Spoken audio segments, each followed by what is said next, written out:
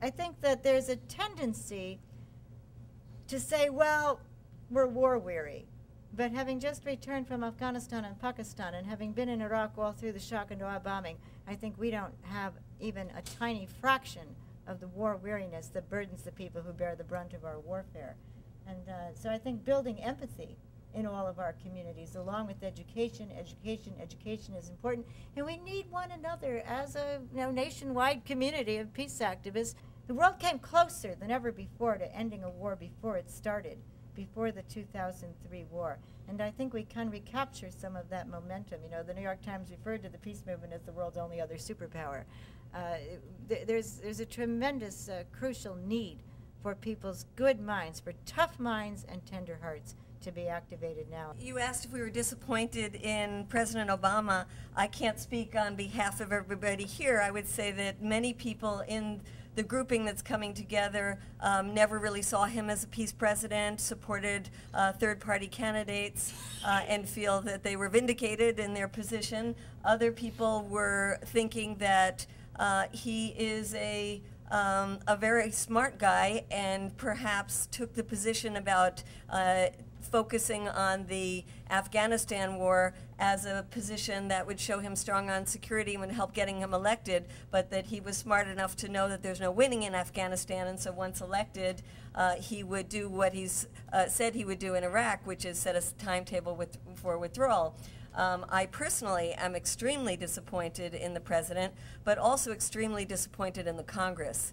And I live in Washington now. I go to the hearings. I find myself absolutely disgusted at hearing the kind of discussions that go on inside Congress, where I would say the majority of people in Congress do not believe in this war, do not think it is a winnable war, and yet continue to fund the war, because politically they think it's an easier position for them when they go back home. We want to make that a really difficult position for them when they go back home. There is very little difference in terms of overall policy between the Republicans and the Democrats. They both are heavily influenced by corporate powers and act to continue the political structure that supports those powers. And so I think now more than ever what this calls for what I've been speaking to as I travel around are three principles that we need to remember. And one is that we need to create a movement that is independent of political parties. That's what we require for social change. That we need to be clear in what it is that we're asking for. And we need to be uncompromising in our demands of what we are asking for.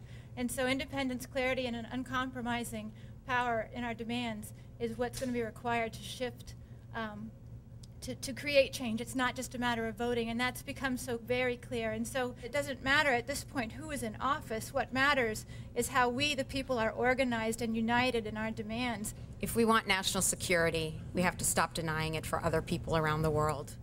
The greatest terrorist, the greatest threat to global security today, according to the world, is the United States and Israel. We are the rogue state that is going around violating domestic and international law, including the Geneva Conventions, including the UN Charter, including the Declaration of Human Rights, and on and on and on. We are the ones in violation. If we would respect the law, perhaps others would respect us. Thank you, Delli. My sense has been to counter terror, build justice.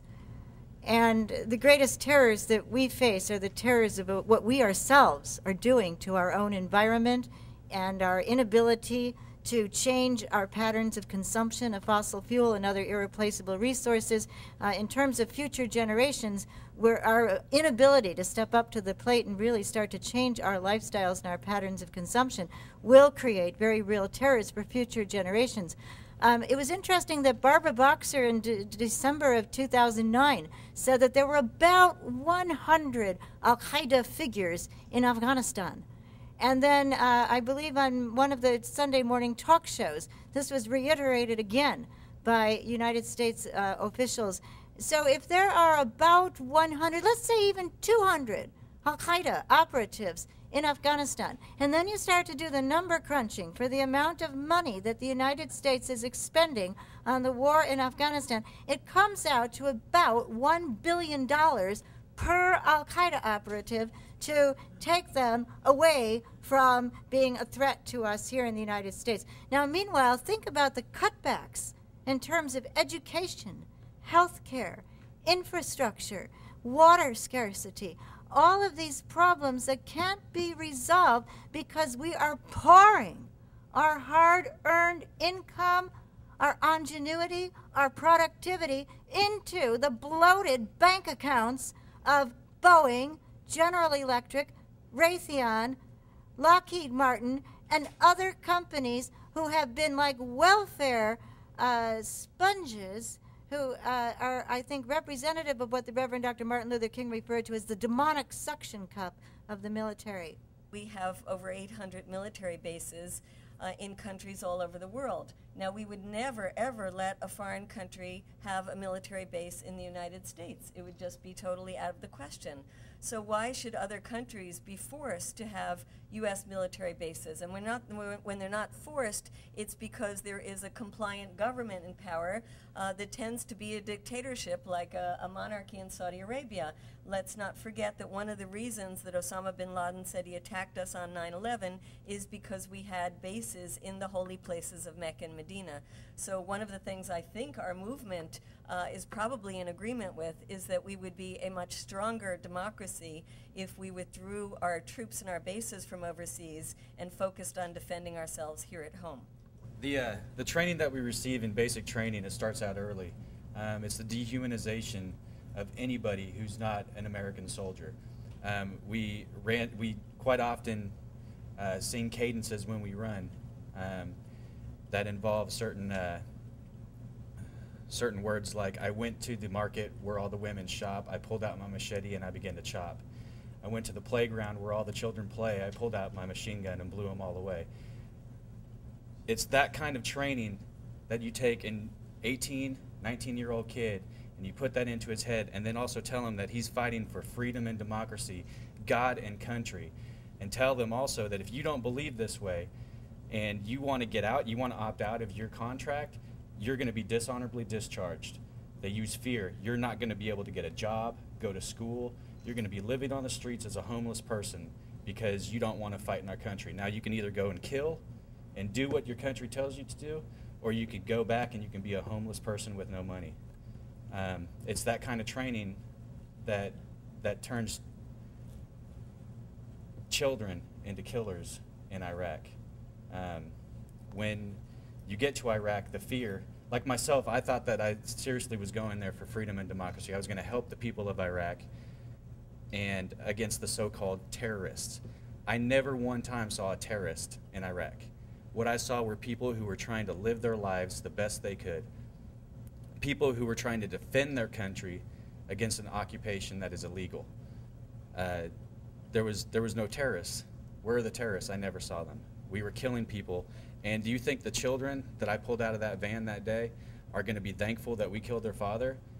No. In 20 years, they're going to turn around and they're going to hate the United States for killing their family. That's what's going to happen. We're just making more enemies every day.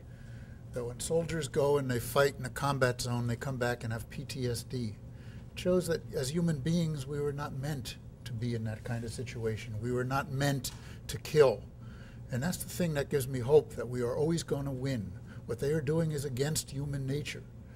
And there will always be peace activists like us coming forward.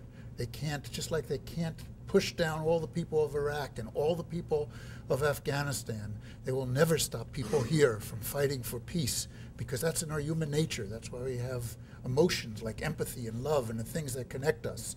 And they try to knock that out of people in basic training by those kinds of chants and cadences that they do.